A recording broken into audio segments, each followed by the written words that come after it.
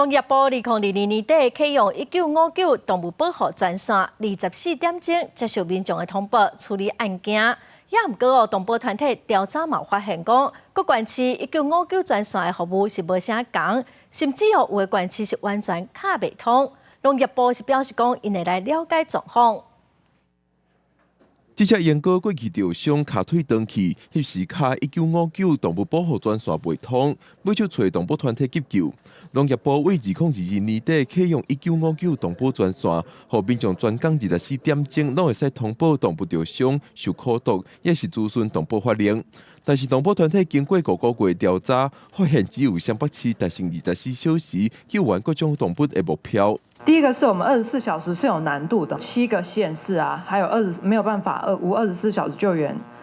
受理犬猫跟非犬猫，5成的地方县市是不受理非犬猫其他宠物的案件。因为刺猬它是夜行性动物，所以其实我们协会最常在12点到凌晨5点之间接到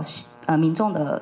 脸书讯息当下其实一开始都会说，其实现在有1959了，你们可以先直接打给1959，对他们就会跟我们说啊，打不通。动保团体发现，各县市1959专线服务时间、受理标准、处理方式拢无同，甚至婚姻关系完全卡袂通。农业部动保司表示，原因可能出自地方人力资源不够，会参地方来了解。那我们后面也会跟几个可能比较有状况地方政府，那我们要去确认一下，到底是我们自己本身农业部这个地方系统的问题，造成它没有办法去通话。 还是真正是因为地方政府它人力的部分没有办法去做配合。动保司表示，会赶紧参地方政府联络，确认问题出伫倒位，也会召开会议，统一案件的处理方式。针对人力的问题，也会向行政院争取预算，提高动保人员的薪资，望通补充人力。